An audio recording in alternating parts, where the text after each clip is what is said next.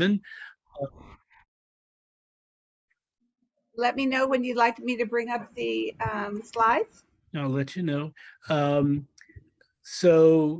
Thank you everybody for coming. Okay. If you could just put my first few up, and then we'll move on to their presenters. Hi, Adam. and we'll get started.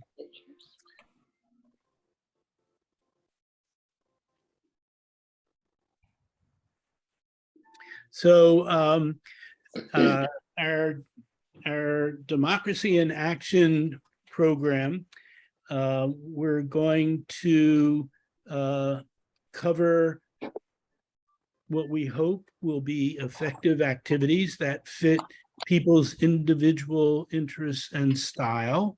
And Diana, is it possible to get the full slide up there? There we go. Yeah. Okay. So as I'm sure everybody understands, people have different styles and one size doesn't fit all. So we'll try to cover a bunch of different approaches that people can take. And at the end, we'll have Q&A, not during the presentations, if that's okay with people. Okay, next slide, please. So just a couple of quick points I wanted to make before we get into it, and that is,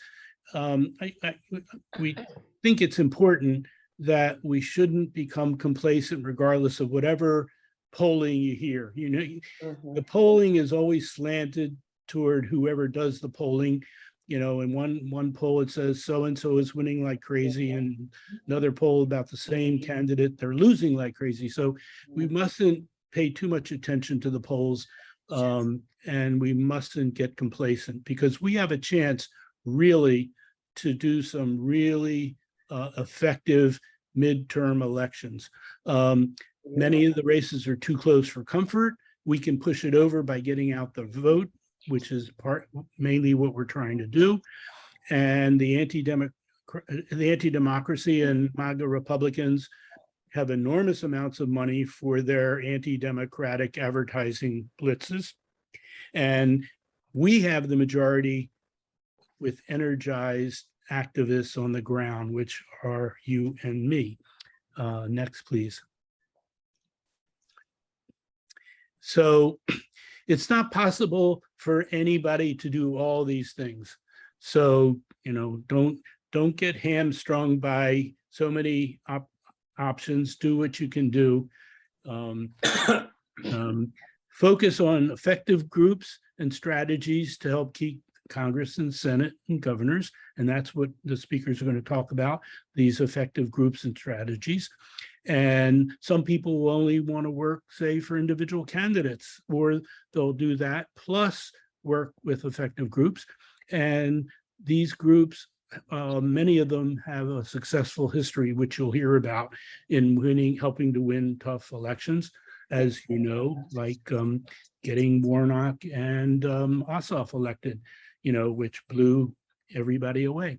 Okay, and the next slide, please.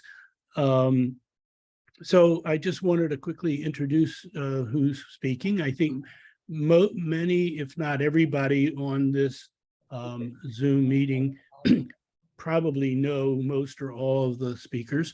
Our first speaker is going to be April Vargas, who's the co-coordinator of canvassing for Bay Area Coalition, elected member and co-chair of voter registration committee for the San Mateo County Democratic Central Committee. Pam Salvatierri is the chair of the DVC. Casey is on the DVC board and is also the San Mateo County DFA treasurer, our group. And Nancy Goodban is going to speak about Sister District Peninsula Chapter She's a Sister District Peninsula Chapter volunteer and also volunteer with the Center for Common Ground. She's more than a volunteer for the Center for Common Ground. She's really making sure that it works. And I'm the vice chair of the San Mateo County DFA and the co-chair of the election task force with Bill Newell, who's also present today. Okay, next, please. So without further ado, please, April, please take it away with your great advice on what we can do. Okay, well, thanks for inviting me here. This is, I don't need to tell you how critical it is that we all do whatever we can. So before just for a minute, before I start to tell you about the Bay Area Coalition, I want to talk to you about a really important pledge that we can all make. This is the 2 to Win pledge. What we're asking people to do is it could be 2 hours a day that you could dedicate to some kind of campaign work. It could be 2 days a week. You could make 22 phone calls. You could visit 22 voters in your neighborhood to tell them about local elections. You can volunteer with 2 friends. Yes, this is 2022, and we all need to make the pledge 2 to win. Whatever you can do it from home. You can do it in your neighborhood. You can do it wherever feels comfortable for you and where you will feel that you're most effective. So what we're all going to do right now is to give you an overview in a variety of ways and organizations that you can join with. And no matter how you choose to get involved, it will make a difference. So keeping that in mind, you can choose one activity or more and make your 2 to Win pledge before the end of the evening. And we'll talk a little bit about that after I and my colleagues make our presentations. So what I'm doing primarily this year is I'm volunteering with a group called the Bay Area Coalition.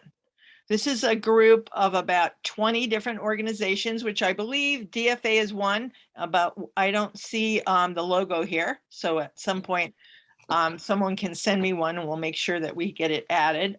This group was formed originally in 2020 because we wanted to eliminate so much duplicated effort. Voters getting phone calls from multiple organizations who basically had similar messages and asking them to vote a similar way. People got frustrated, the callers got frustrated. So everybody thought, what can we do to be more effective? And the idea was to actually form a coalition. This group of 20 organizations organize our own phone banks, and we represent over 50,000 volunteers combined in this group of 20 organizations. We decided to come together again for 2022, and we found it's been very helpful. Every group handles their own organizational structure, their own volunteers, and then together we have an infrastructure that we've been able to build. We've been making phone calls since February, and you'll see, this is a little bit dated, but you'll see how much work we've actually been able to do. And it's very effective. And again, you can do it from the comfort of your home, or we do have an option for canvassing. So I'm ready for the next slide. You have to tell them to move to the next. Okay, here are our phone banks that I was just talking with you about. We're doing 3 weeks, right? We do 3 days a week right now. Wednesdays at 5 p.m., Saturdays at 10 a.m., and Sundays at 1 p.m. Our targets for this year are Nevada and the incumbent Senate race, which is definitely very close and needs a lot of support. The Central Valley, which is Congressional District 22, that has flipped 2 times in the last 4 years. It was red, it went blue in 2018, it went back to red in 2020. Both of those elections, 18 and 20, were less than 2,000 votes that flipped that. So now we have an excellent candidate in Rudy Salas, who's running, And that race has recently been changed from a lean Republican to toss up. So we can do this. We can win this race with your help. Also, we're calling into Arizona to support incumbent Senator Mark Kelly, and with several, when you see here, we have a list, Mission for Arizona. That's a partnership that we have with activists on the ground there. Legislative districts 2 and 4 are actual members of the Arizona legislature that we are supporting. Because if we can win just a couple seats in that state, we can take over the state legislature. Also, we want the governor to win as well. And then native lands, which is something that is new this time, but we're working with native people on reservations and other areas in the state. We have training, so specifically to understand the issues of native Arizonans, what kind of messaging really resonates with them. And we're working with tribal leaders who are running this program, which is terrific. And it's not something that I've been aware of us doing in the Bay Area before. And then finally, we all know and love Center for Common Ground.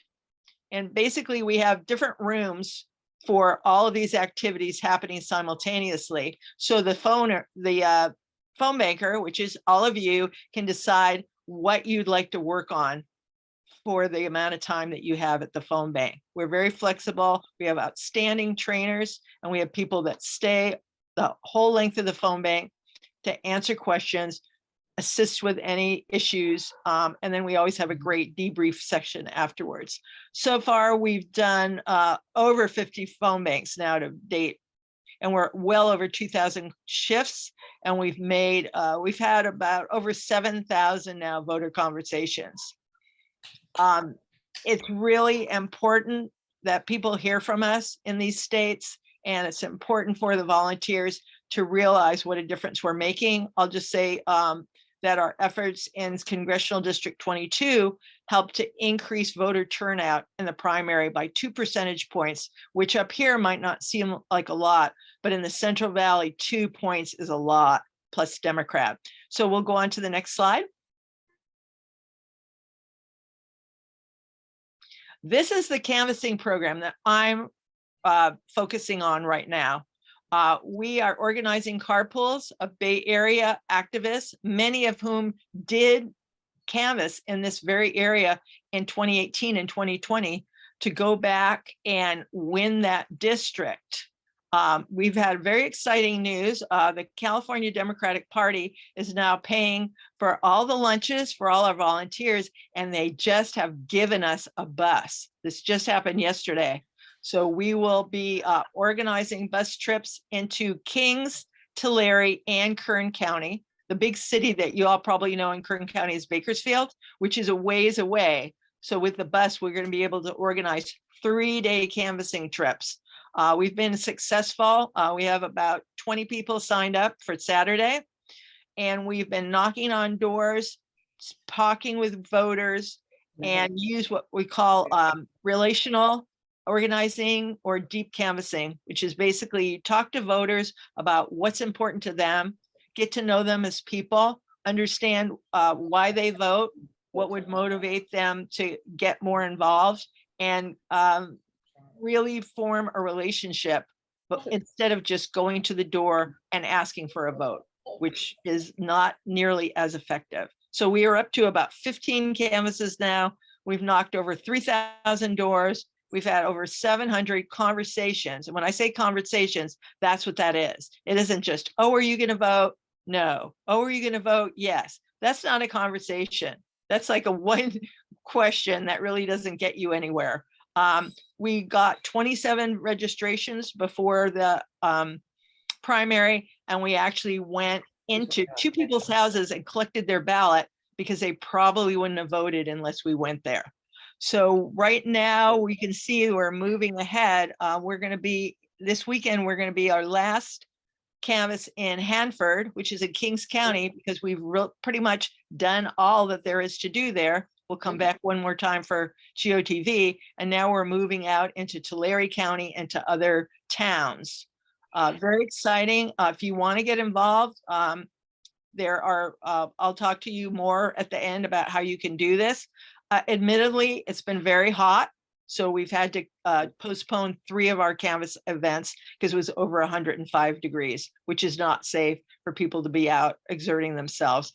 Luckily, the temperature is going down to a cool 99 this weekend. I'm very excited to go out.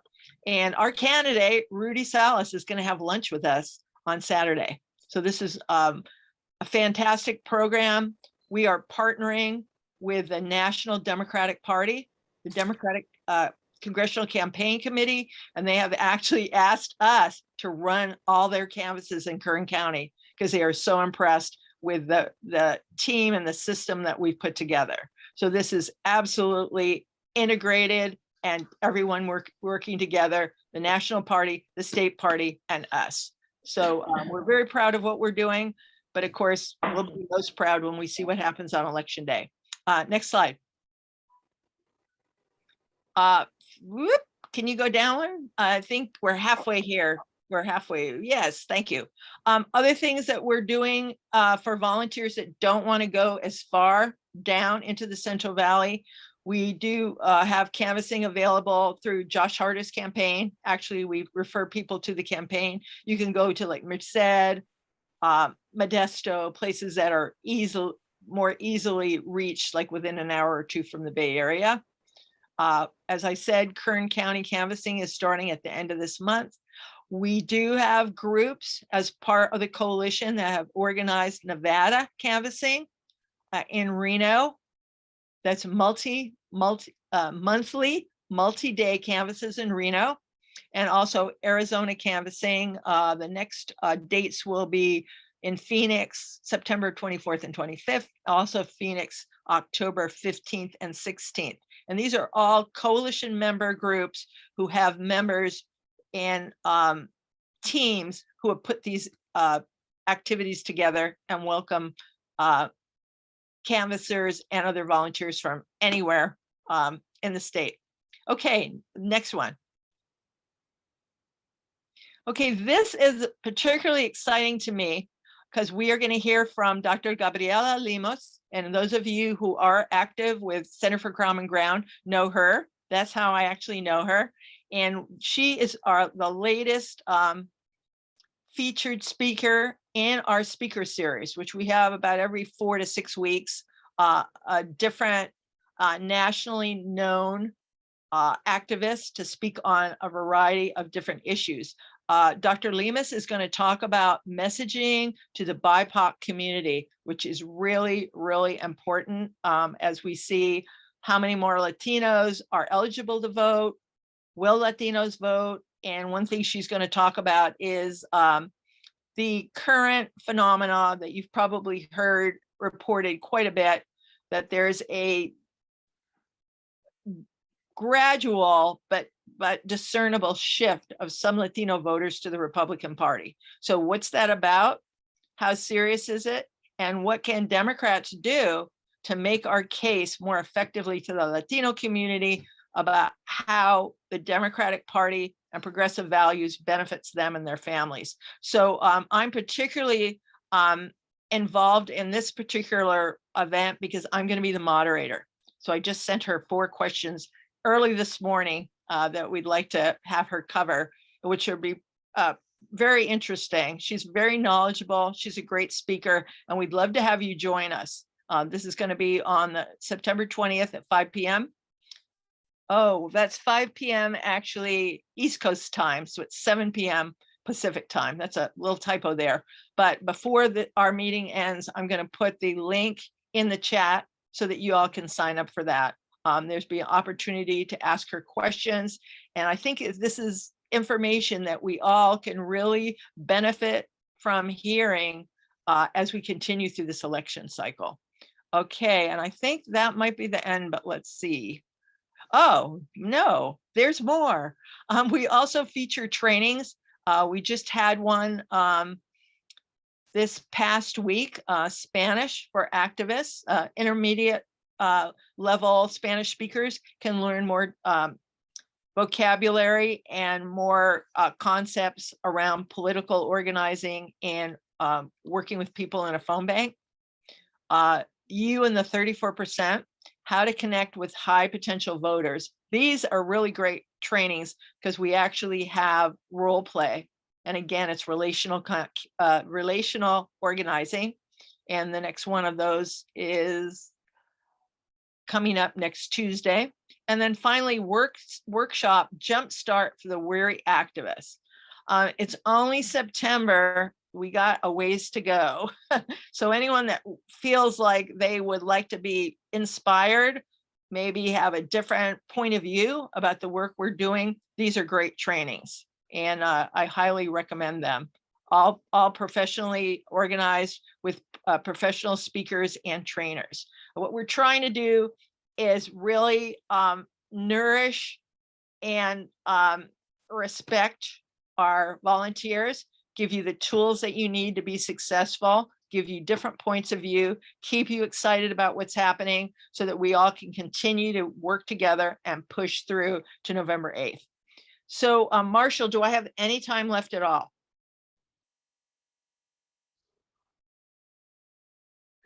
Yes, go ahead. Sorry, I was on mute. Oh, okay. The other group that I wanted to briefly report on, because as a member of the Central Committee, of course, what is San Mateo County Democrats doing? Well, we are focusing more on local races now, have been supporting Kevin Mullen, who's running for Congress, and also Ray Mueller, who is our endorsed candidate for District 3 Supervisor, which is my district, and I'm strongly supporting Ray. We'll have more local races that you can support after the Center Committee's endorsement meeting, which is tomorrow night. So ways you could get involved locally when the weather cools down is we have neighborhood canvas in which you can get a list of, say, 22, that's a good number, Democrats in your general neighborhood that you can go visit. You don't necessarily have to knock and talk if you don't want to, but we have literature. We're going to have door hangers that we'll be getting pretty soon next week that lists all the state candidates, and then local candidates will probably put their information with it. So it's a great way to learn and get to know who the Democrats are in your neighborhood, start a conversation, and it's something you can do locally. You can make local phone calls, and also SMC Dems are also supporting the phone banks from the Bay Area Coalition. So that's been very helpful. But if you know someone that's running for city council that you want to help, we are working with the candidates that we endorse, and we'll help them set up local phone banks and local opportunities for volunteers to get involved. So again, about any of this, I'm going to put my email in the chat and my phone number, and just get in touch with me. Give me an idea of what you'd like to do locally or in the Central Valley, and I'll be happy to talk to you about it and see that you can get signed up and get started. So thank you very much. Oh, great. Great, April. I want to make one quick comment before Pam and Casey get on for their presentation, just to let you know that we'll send out the various links and contacts to everybody that's attending today. We'll get it to you, but don't hesitate to copy anything that comes before that, and we'll do that.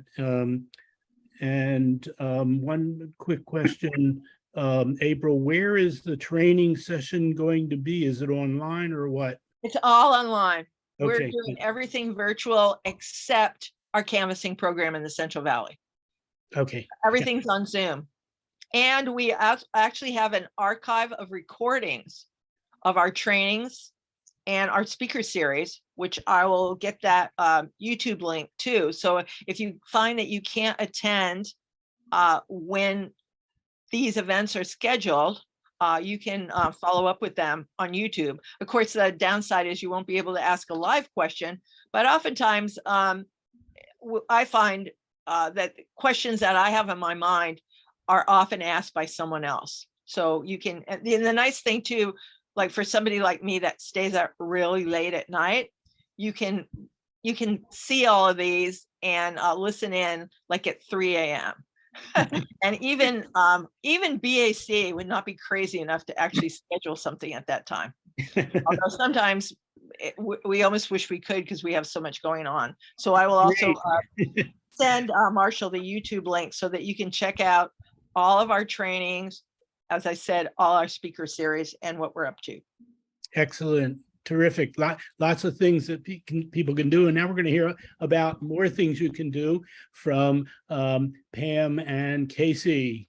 Take it So away. Marshall, before I turn on Pam and Casey's slides, I just wanted to thank April for her comments and to follow up on the comment that you just made. If you're visiting DFA for the first time, and it's likely we don't have your contact information, please use chat and just send it to me personally, and we will include your contact information when we send this information out. Okay? Thanks so much. On with the show. Yeah, good points. Yes, thanks. Okay, Pam and Casey. Yeah, let me bring my computer a little closer. Okay. Okay, so one thing that I think makes the DVC unique is that every 2 years, we actually raise enough money to rent 5 months worth of office space for our activities. And this photograph in the introduction to the DVC was actually taken this past Saturday when we had the grand opening of our office space for this year. We had 200 people show up. And the wonderful thing was that our featured speaker, Congresswoman Anna Eshoo, made us all stand up, raise our right hands, and make a pledge that we would donate at least 2 hours a week to the DVC. April, I see you like that. Right. Can I have the next slide?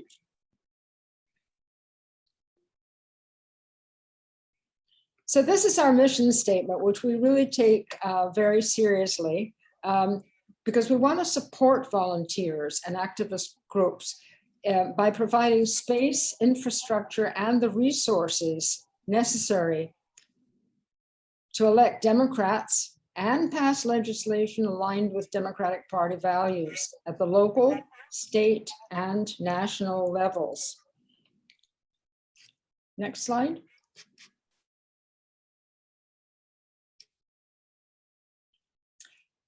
We have done this, actually, as you can see from the chart on the right, left-hand side. We have done this since 2012. Every 2 years, raising the money, finding an office space, encouraging groups to come in. In 2020, we made 1 million phone calls. 94,000 of them went into Georgia to help with the Warnock-Ossoff races that had an impact on the Senate. And we wrote 200,000 postcards and letters. Now, this may not be a presidential year, but it's just as important. So we're hoping that, and Pam is going to tell you how to contact us and be part of this wonderful group. I think part of the thing that appeals to me about the DVC and the physical space is that you're with like people. And this year, of course, we're not impacted so much by COVID. And we do have an air conditioner that works. Right? Yeah. Okay, it's you. Okay, so I'm going to tip it just a little, Casey. Okay. Next slide, please, Diana. So like April mentioned about the co-partners, we too at the DVC are engaged with many different groups. Why? Because we want to make the volunteer experience as available to anybody and everybody. We want to make sure that there is something for every volunteer to do. Of course, the DVC can't do it all. So we share information from all of these different organizations on our calendar in our newsletter, and in any way we can to support volunteer actions in the democratic process. Next.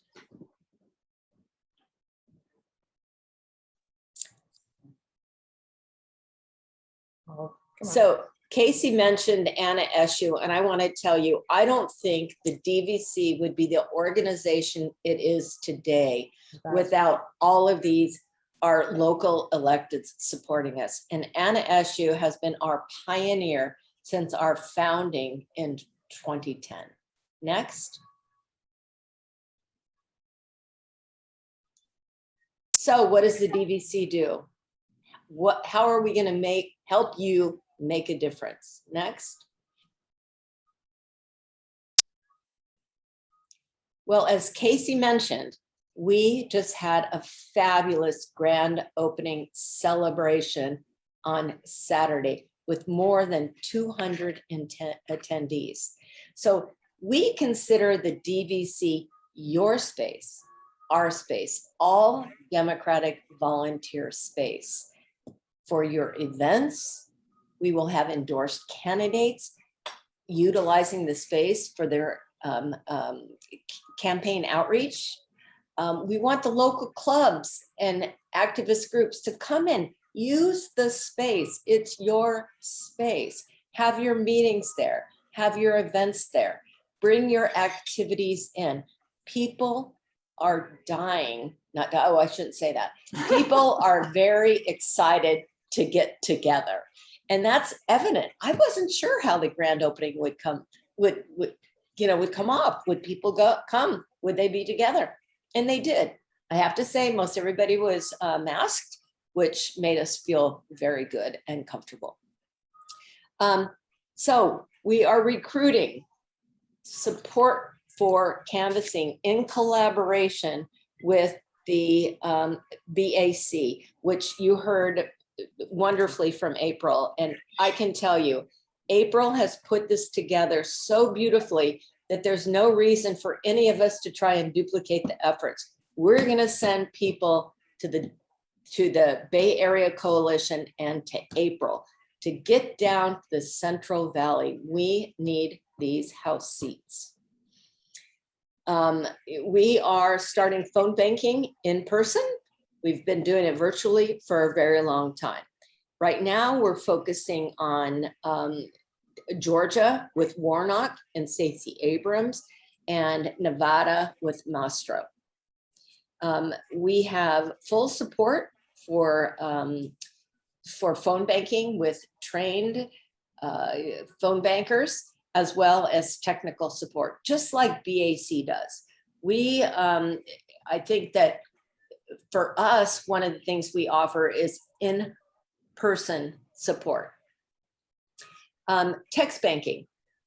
If you check out our website or the newsletter, which I'll get to later, there are so many text banking opportunities, and we will soon be starting up personal trainings at the DVC.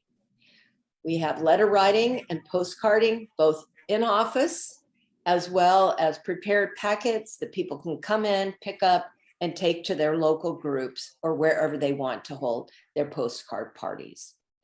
We have local volunteer registration, or volunteer voter registration, in the office, and we will be heading out to the various farmers markets, which I will talk to April about, so that we collaborate on that and we don't overlap. But we are very proud at the DVC that we have these experienced trainers for so many of these activities, as well as technical support, which we know a lot of people need when they're phone banking and doing things on a computer. Next slide, please.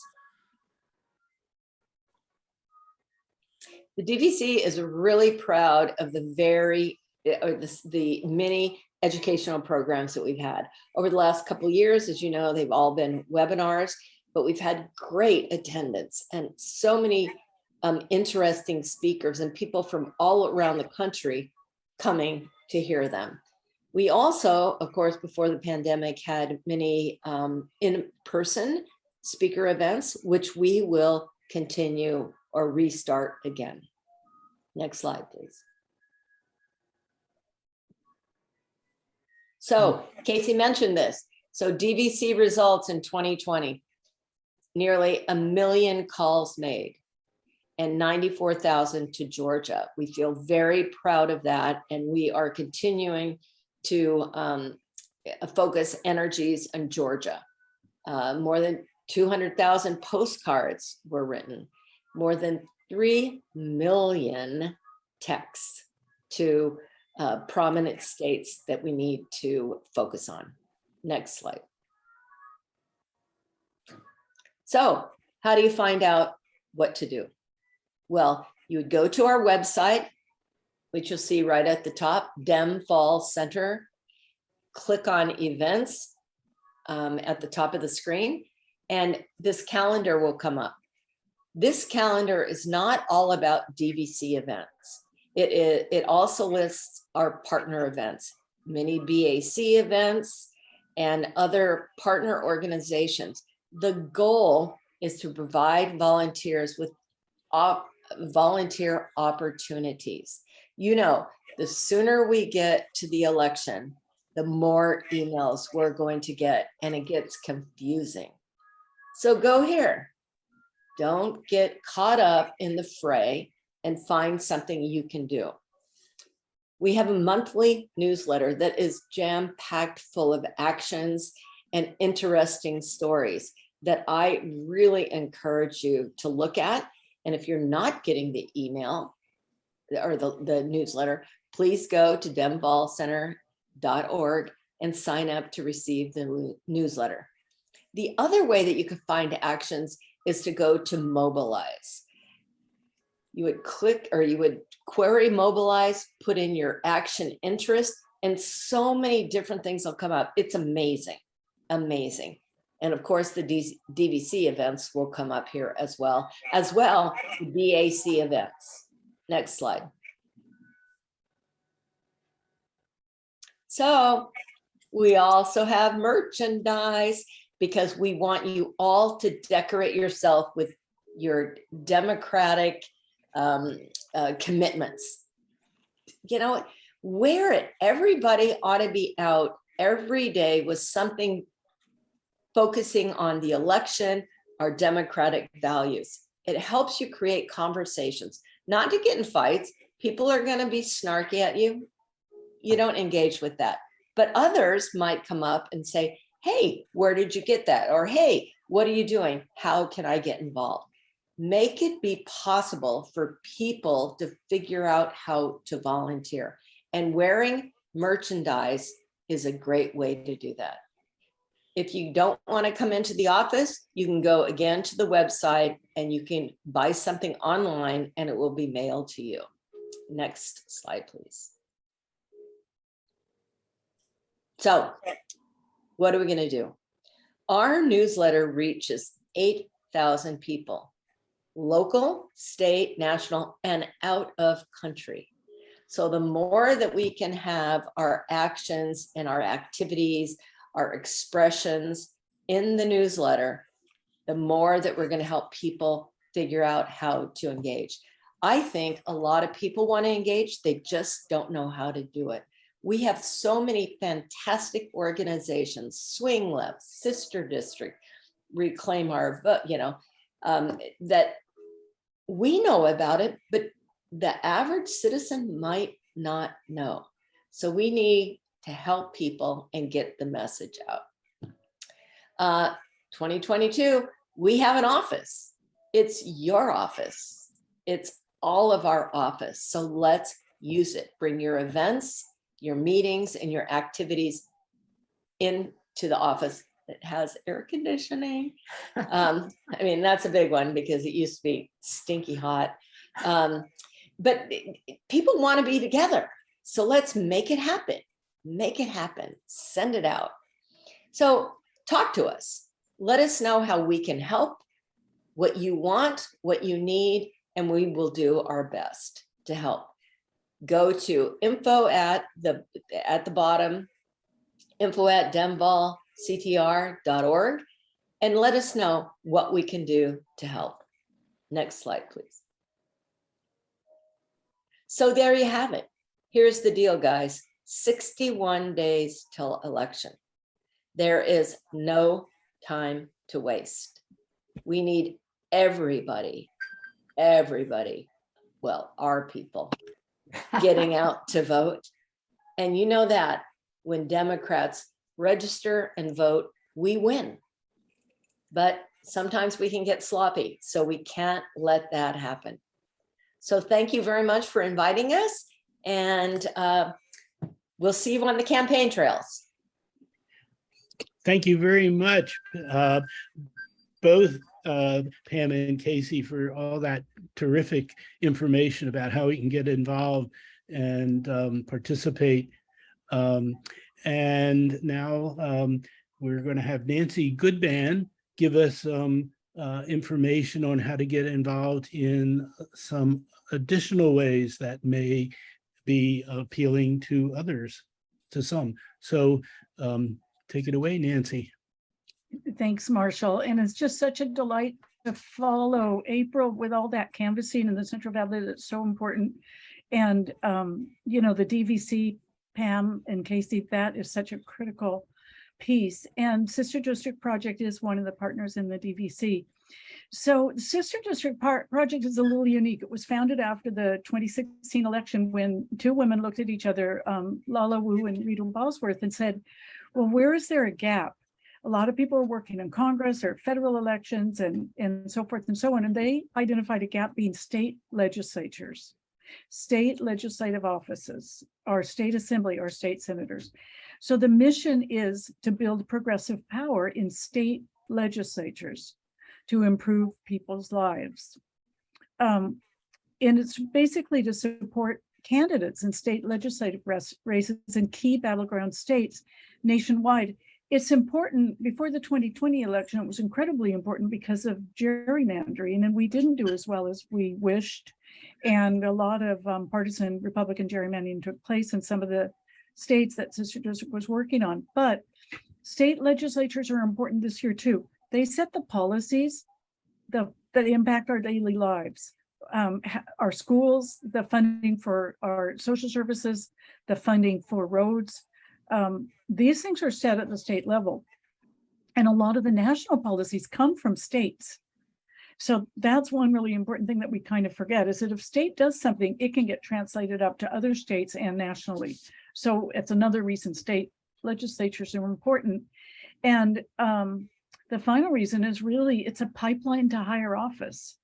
Just like we encourage people to apply for a planning commission, run for a city council, run for a school board, then maybe run for an assembly. Once they've had a state office, and we see it in our county, Kevin Mullen is a state assembly member and he's running for Congress, because the people in the state legislature have the opportunity to do budgeting, to figure out how to set policies at a level in a bipartisan way, because most of them aren't trifectas. And so basically, Sister District fundraises and build power on the ground in target states. So you can go to the next slide. If you want to go to the, yeah. So the strategy is blue flips, blue holds, and blue impacts. This is a state legislature. Can you flip a state legislature blue by electing one or two more either delegates, representatives, or senators? Blue holds. Are there some states where we're really at risk of losing one of the two bodies? Every state has two legislative bodies. If there's a state where that's at risk, they might identify a hold. And then blue inroads. So we work in states like Mississippi. We've worked there in the past, not because Mississippi's going to turn blue, but because it is an opportunity to make an inroad in that state if there's somebody who we think can win at that level. And they do a lot of data analysis to figure it out. So this year, Sister District nationally has identified 36 candidates in 10 states that we're helping.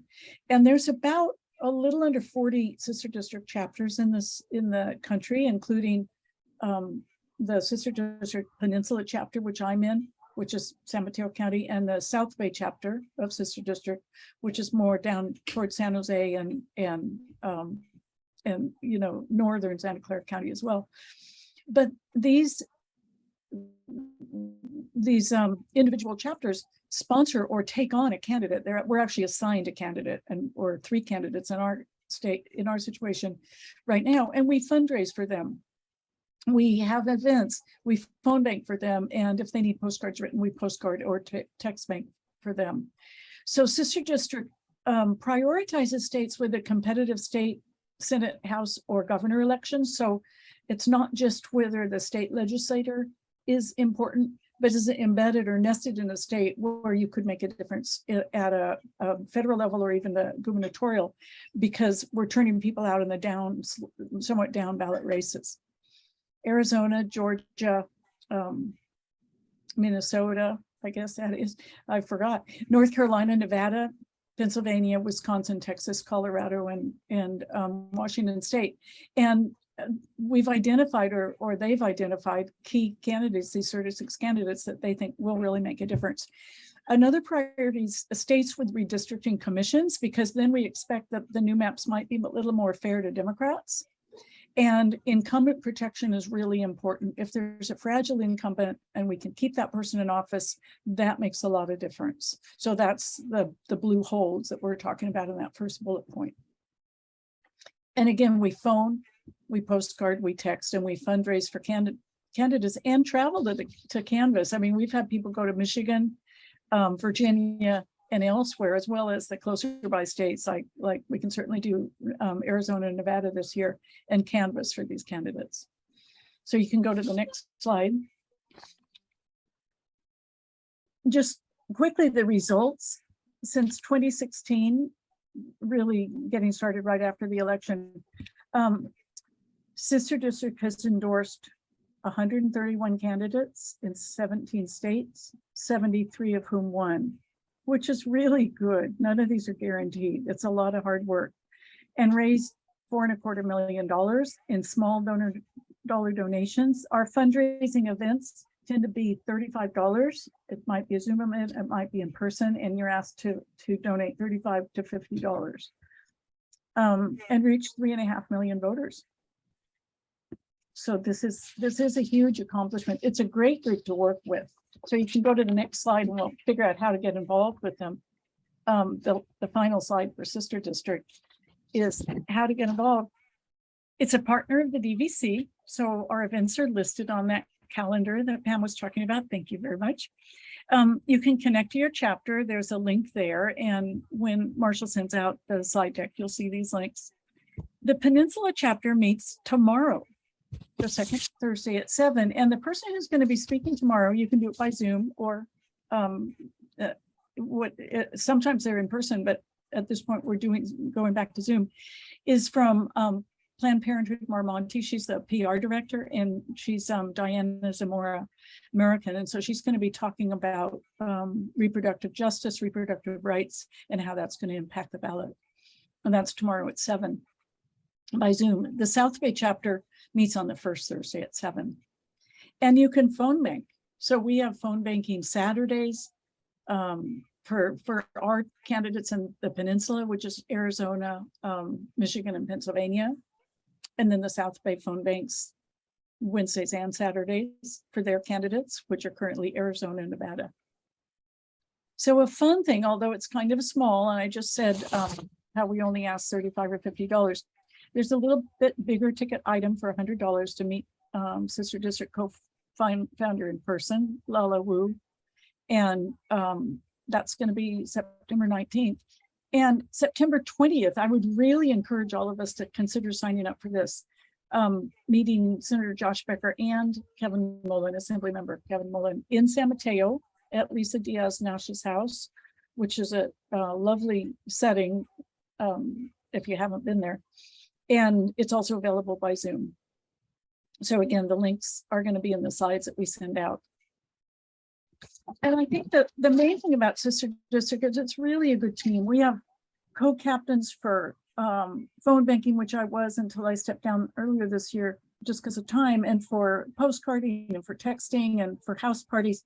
So there's so many ways to get involved in Sister District. Some people just say, well, I don't mind being a welcomer. I don't mind, coming to your house party if you sign one up, and welcoming people or signing people in. That's a really easy thing you can do. And it doesn't even require talking to voters. You just volunteer to get there a little early and sign people in or welcome people at the door.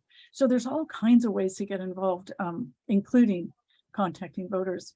And when we do start meeting in person again, it's in San Mateo. And that's just been so pleasant because you get to sit and do postcards with people and you always hear from a good speaker. Sometimes the speakers are our candidates or our prior candidates. And so we definitely have those speakers probably more often than not at the monthly meetings. And they tell you what's going on in the state. You know, what's the dynamics in their little part of Michigan where you're calling into. What are the voters like? What are the voters caring about? Is gun control an issue? You know, gun violence or gun safety, I guess. What are the issues that the voters care about, which really helps you when you're doing phone banking. So that's Sister District, and it's just a wonderful group and I love it. So let's go to the next slide. This is a bit different. Center for Common Ground is quite different. It's not partisan, it's a charity. Donations are tax deductible. It is really a civil rights organization. And I'm one of the lead national volunteers for that and have been for a few years. And it's again, a wonderful and supportive organization full of volunteers. We have about, 44,000 volunteers around the country. But Andrea Miller, who some of us have met, because she's spoken at DFA, and she's come to the DVC when it was in Los Altos and before the pandemic, so it was 2018, I guess. But she's spoken to a lot of us and done fundraisers, and she's a civil rights and environmental justice activist in Virginia. It is a nonpartisan, like I said, voting rights nonprofit led by people of color. The mission is to empower underrepresented voters of color in voter suppression states. And the focus is always, so far, states with 20% or more voters of color registered. As Andrea says, and she's Black, she says, you're not going to win a Southern state if you don't turn out the Black vote. In Alabama, our first win, we made, I think, 44,000 phone calls in the Senate race, and 85% of the people, I think, actually, the people in the Black Belt in Alabama, never been called before. Doug Jones was running for senator. 85% of the people we called ended up voting, which is huge. These are people that no one calls, that people that are ignored. They are often, as Andrea said, it's like, there's a party in town, but no one's ever invited you to go there. We invite them to go to the party. And also questions have come up. Someone asked Andrea more than one occasion, well, what's it like? I mean, we're generally white volunteers from the coast, honestly, calling Black voters in the South, and do they resent that? And she said no, and she actually gave an example of the mother of one of her board members down in Sadler, so it would have been in Georgia. And she was overheard by her son, who's on the board of Center for Common Ground, and she was at church, and she was talking to her friends, an older woman. She said, did any of these white ladies call you? One of the white ladies called me this week and told me to vote. And no one had ever called her in 30 years. So it's the opposite of what we have found calling for Josh Harder. And the person says, I've gotten 10 calls from you people before the Bay Area Coalition came along. If you call me again, I won't vote. In fact, that's not true. They still will vote. They just say that. Don't be worried if that ever happens to you. But it's the opposite. People love to hear from us. So Alabama, Arizona, Florida, Georgia, Louisiana, North Carolina, South Carolina, Texas, and Virginia. Notice there's an overlap with Sister District, but the differences were nonpartisan. So next slide, which is the strategy of Center for Common Ground. Importantly, we work with groups that are led by, basically BIPOC-led groups in the state that we're working in. And then our messaging is targeted based on the local issues. So if you postcarded with us, we're right now working on the Alabama issues, and they want to say, oh God, it was just decided on tonight, uplift uplift Alabama with your vote, something like that. None of the other states have wanted to say that, but it's something that he was changing it from shape up Alabama. And they really talked through with us on email and in meetings. He had a big meeting with Alabama Democracy Center last night, and the Links Incorporated, which is a national group, the local chapter being in Huntsville, Alabama, a national group of Black professional women, wanted to do some more postcarding with us, and they had done some, just started this August. And so they got together all of the Black fraternities and sororities around Alabama, because in Alabama our democracy centers are in Black communities and led by members of the fraternity Omega Psi Phi, part of the Divine Nine. The Divine Nine is the 9 fraternities and sororities that are Black, and people are really connected there, because this might have been the only place that they belonged or felt they belonged in college. So they're bringing people together, and they're the ones telling us what to say on the postcard. And our messages are basically, vote, every vote counts, or your vote counts, depending on the state, in November 8th. And then it says the issues, the key issues or key concerns, and lists them, and tends to include climate justice, but it almost always includes healthcare and women's healthcare now. It almost always includes voting rights. In Alabama, they're saying women's rights and voting rights. That's how they want to word it. And we send those postcards out. And we phone bank. Those phone banks are also very targeted to the voter. It's targeted to the actual county or precinct that they live in. And so we call and say, you can vote early. There's voting centers, or here's where you vote, or here's how you vote. We generally ask people to vote early rather than by mail, because except for Arizona, all of our states have made it incredibly difficult to vote by mail or use drop boxes. And generally the people on the ground are saying, in those voter suppression states, you're better off going to a voting place early, not on election day, but early.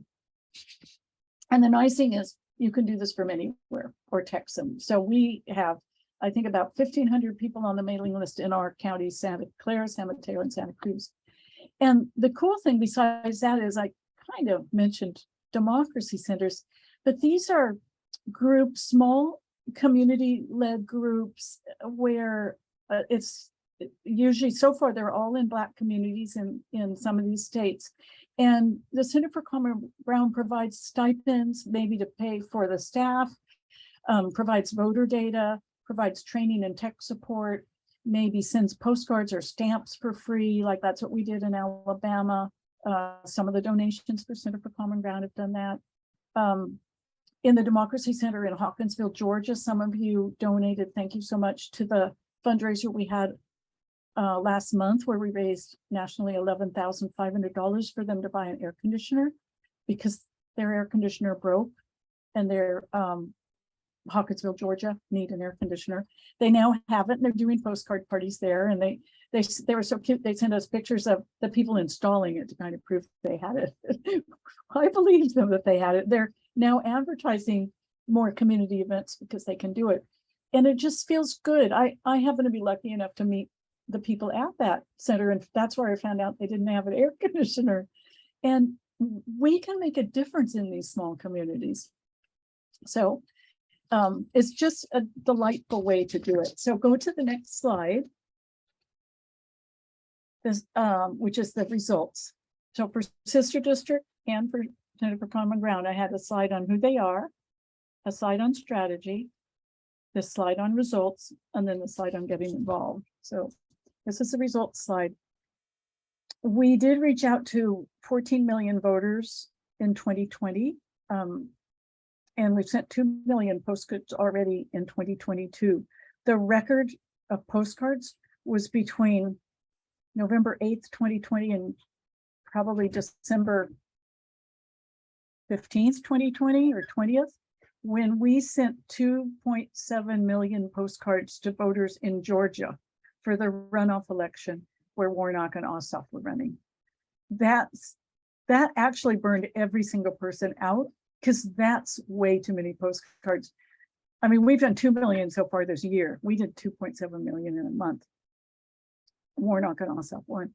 We're just part of the picture, but we're an important part because Andrea goes to these meetings with these in-state people, like the Georgia people have a weekly meeting, the Alabama people yesterday, she was at that meeting there monthly, to really help them strategize and build coalitions and so forth. In our phone banks, last year, the voters that we called, if we compared to calling and not getting an answer, if we left a message, they were 16% more likely to vote. These are Black voters. And if we actually talked to them, they were 47% more likely to vote. And in the prior years, it was 52 to 85% of voters we call voted, the highest being that Alabama blitz that we did in about 2 weeks. And postcarding, it's a little harder to track that because you don't really know who's getting the postcards, if you don't really know how many people it's a bad address for.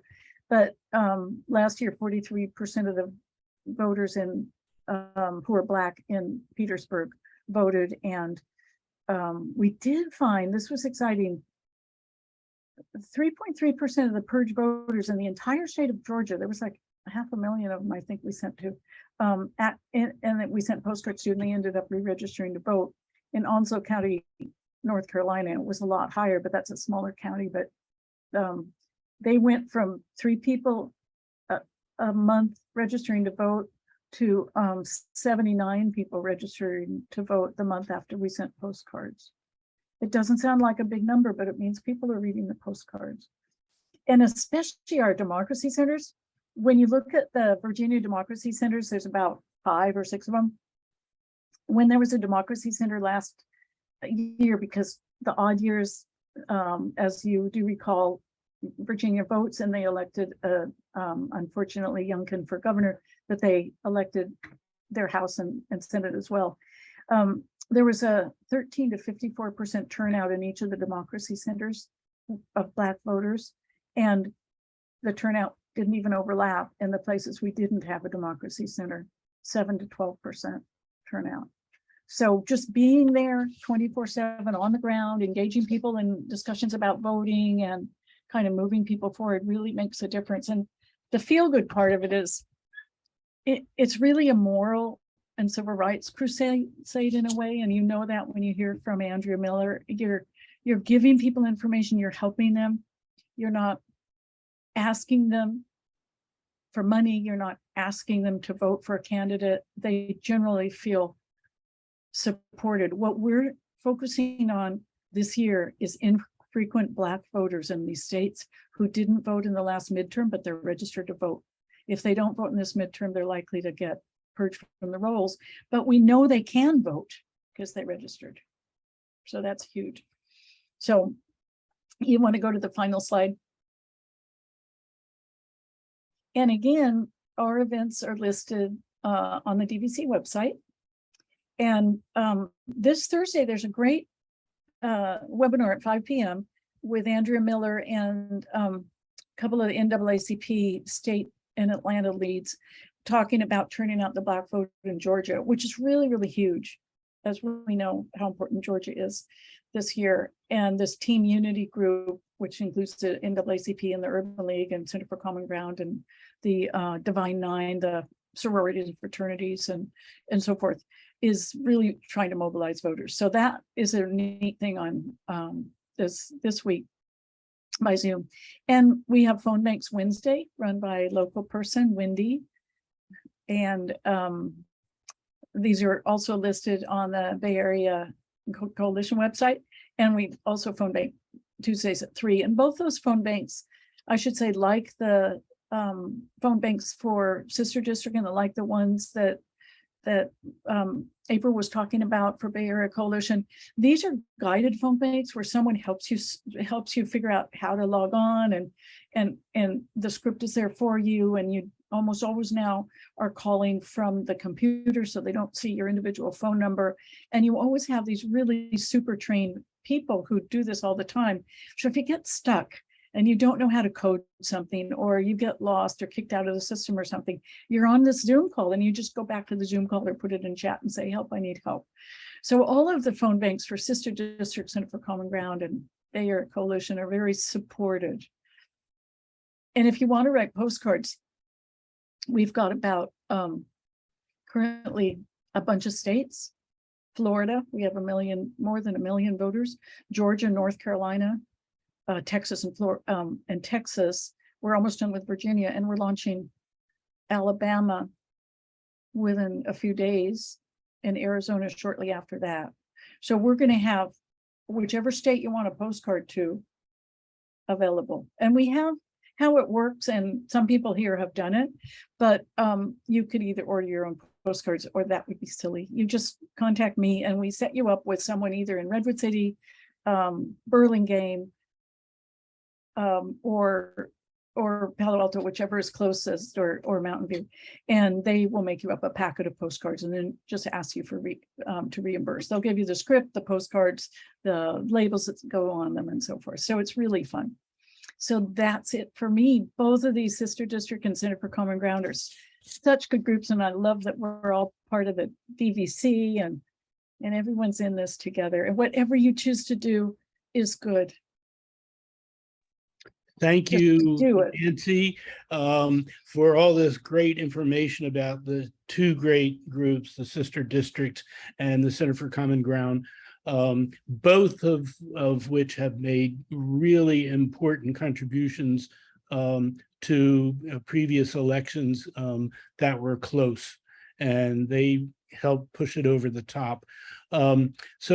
Obviously, it's not necessary to remind everybody that democracy is really on the ballot this time, and we've got to do everything we can. So I just wanted to do a quick summary of what the San Mateo County Democracy for America Elections Task Force has focused on for its efforts, which is slightly different focus from the other groups, but overlaps in a number of ways.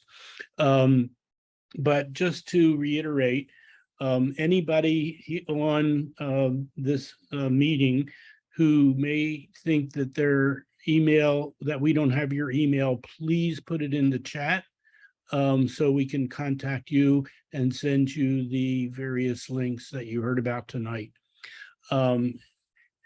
Anyway, we want to obviously narrow down the focus to what everybody, each individual will be comfortable with. You see the list here and you've heard it over and over: phoning, texting, postcards, letter writing, recruit friends, get involved, and of course, money. Everybody needs money to do their work. Next slide, please.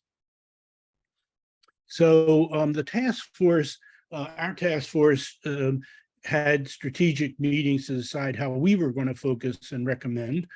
And it had to do with the fact that we felt the most important thing with democracy on the ballot this time was to retain and increase the Senate and retain the House and increase, hopefully, and a select group of governors that we thought were important because they deal with redistricting. And as we all know, a number of states have gerrymandered so badly that despite having Democratic majority voters, they have Republican majority representation in the House and Senate. So next slide, please. So our strategic approach was to not recommend effort or financial support for candidates in either of the following cases: candidates with very low chance of winning, or candidates favored to win by a large margin. Now, it's not always clear, you know, that these are the case, because sometimes you can get surprised. So we have to keep our eyes focused on what's going on in a number of these races. But you'll see why we said that when I quickly put on the our focus candidates, and you'll see why we said this. Next slide, please. So you've already heard about all these various groups, which are awesome. The ones that are listed here are obviously not, it's not a complete list.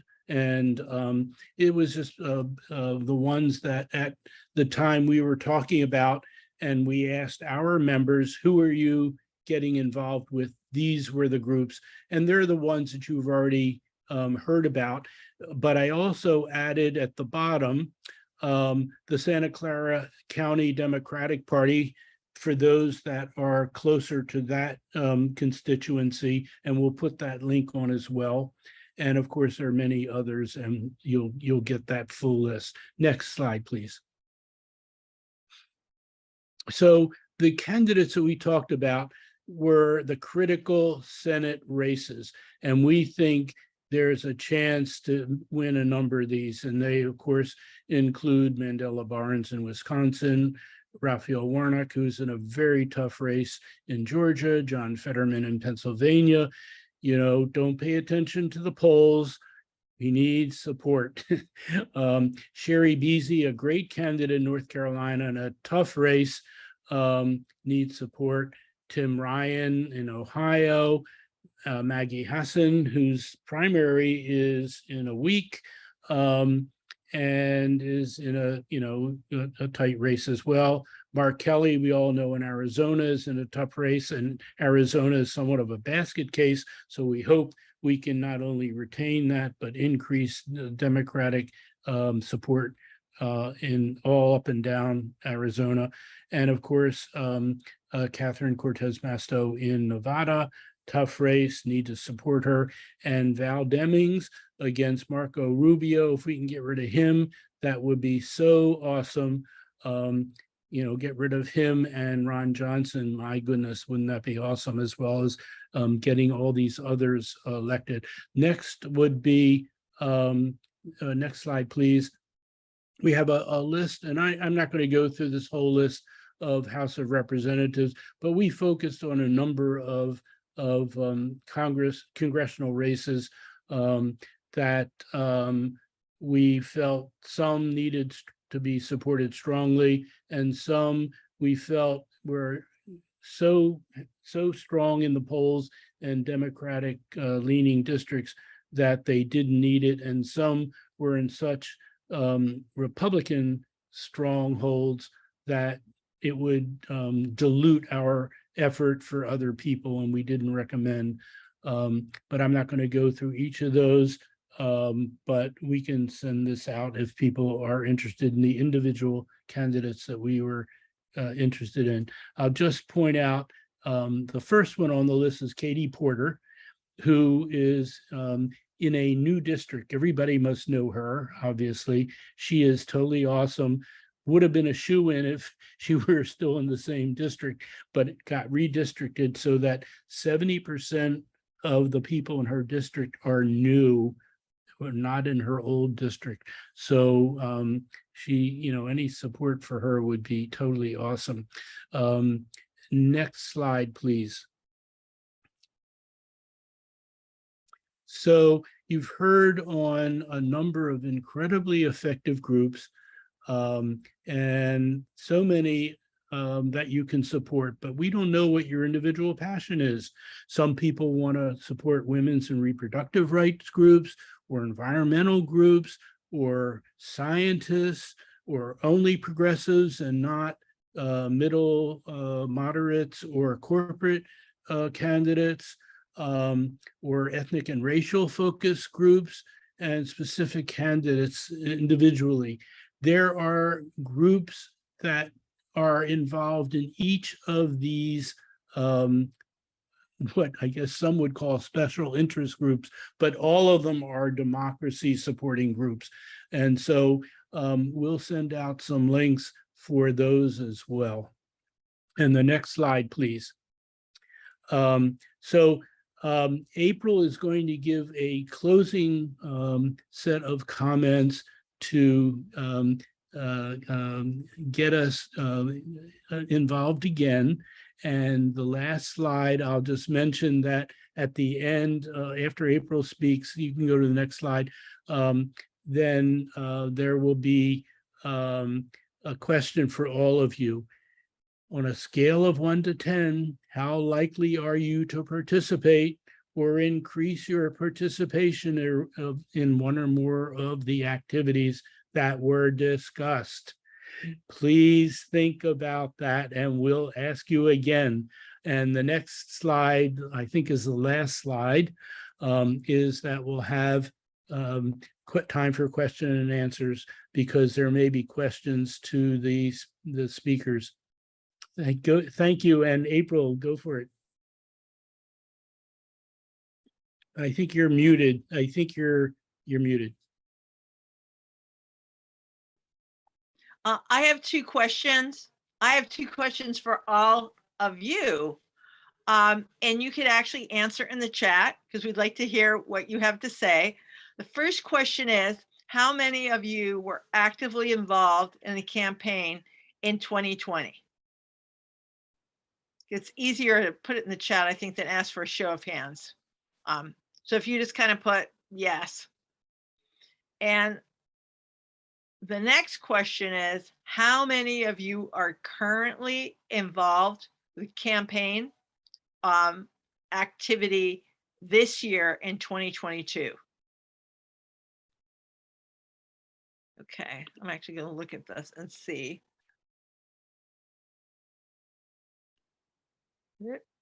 Yes, okay, 1, 2, 3, 4, 5, 6, 7, 8, 9, 10, 11. Okay, it seems like most people are doing this, but a few people said not yet, but they will. Okay, well, this is good. It looks like we have just about 100% currently participating or who will be participating. So that was my part of this. And as far as asking on a scale of 1 to 10, how likely are you to become involved? It looks like just about a lot of us are at 10, and the few who are not are getting there soon. So that's very encouraging. And that was pretty much what my personal ending remarks were going to be. So I'll pass it over to the next speaker. Again, I want to thank you very much for inviting me here, inviting us all here, and for the commitment, the ongoing decades-long commitment of this club to justice and democracy, because it does, you've done so much good work, and we are all in your debt. Thank you, April.